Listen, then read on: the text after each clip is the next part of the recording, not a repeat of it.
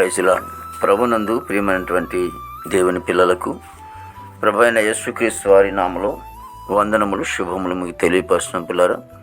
మరి గడిచిన దినమంతా కూడా ప్రభు తన కృపా వాత్సల్యములు భద్రపరుచుకుని క్షేమమును, ఆరోగ్యమును, ఆయుస్సును అనుగ్రహించి మరి నూతన దినాన్ని ప్రభు మనకు అనుగ్రహించారండి. 2025 సంవత్సరము మరి 5వ నెల 14వ దినాన్ని ప్రభు మనకు అనుగ్రహించి మరి రోజు దేవుని వాక్యము, వారు దుఃఖమునకు ప్రతిగా సంతోషమును ఇచ్చేవారిని ఆనందింపచేసేదని, వారు విచారములను కొట్టివేసి నేను వారికి ఆనందమును కలగజేసేదను. ఇరిమియా గ్రంథము 31వ అధ్యాయము 13వ వచనమండి. వాక్యము నమ్మదగినది, పూర్ణాంగీకరమునకు యోగ్యమైనది. దేవుని వాక్యం సెలవిస్తోంది.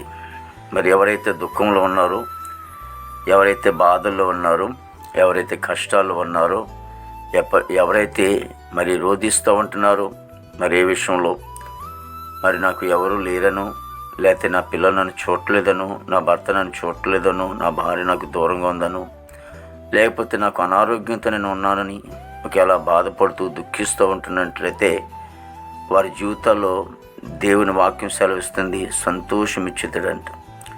సంతోషం ఇవ్వటమే కాకుండా వారిని ఏం చేస్తాడంటే ఆదరించేవాడిగా ఉంటూ ఉన్నాడని దేవుని వాక్యం సెలవిస్తోంది.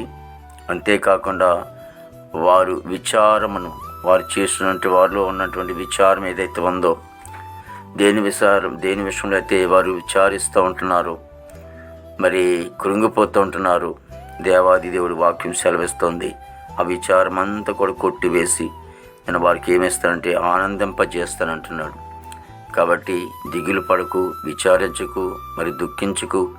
మరి సృష్టికర్తన దేవుడు, మహోన్నతుడి దేవుడు, సర్వలోకమునకు జనులందరికీ కూడా ప్రాణం పెట్టినటువంటి యేసుక్రీస్తు ప్రభువారు వాక్యము ద్వారా బలపరిచినటువంటి మాటలు ఏంటంటే, ఎవరైతే దుఃఖిస్తూ ఉంటున్నారో వారి జీవితంలో గొప్ప ఆదరణ వస్తుందని, ఆనందం ఇస్తారని, సంతోషం కలిగజేస్తారని, ఎవరైతే విచారంతో బాధపడుతూ ఉంటున్నారో వారి జీవితాల్లో సంతోషం, ఆనందం కలుగజేస్తానని వాక్యం ద్వారా దేవుడు మనకి ధైర్యపరుస్తూ ఉంటున్నాడు. అటువంటి ధైర్యం తెచ్చుకుని దేవునితో ముందుకు సాగాలని దేవుని వాక్యం ద్వారా మనం గమనిస్తూ ఉంటున్నాం. ప్రార్థన. ప్రేమగల తండ్రి, కృపలేసునికి స్తోత్రాలు, స్తుతులు చెల్లిస్తున్నాం. ప్రభు నీకు వందనాలు. ప్రతి కుటుంబాన్ని కూడా దీవించండి, ఆస్వాదించండి.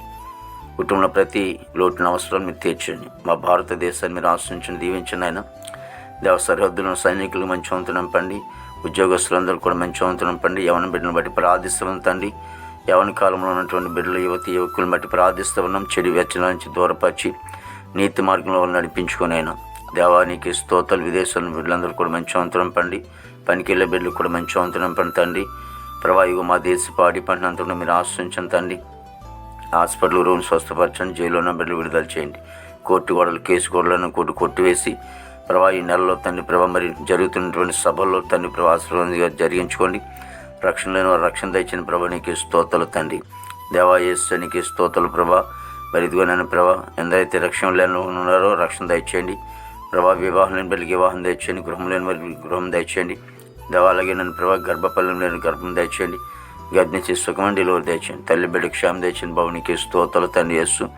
ఆయన ప్రతి సేవకులు వారి బిడ్డలు, కుటుంబం, సంఘం అంతటిని కూడా మీరు ఆశ్రయించి దీవించి ఈ దినమంతా కొన్ని విశేషమైన కృపతో నింపి నీ నామానికి మాత్రమే మహిమ తెచ్చుకోండి. యేసుక్రీస్తు వారి దివ్యమైన నామములో అడిగినాం తండ్రి.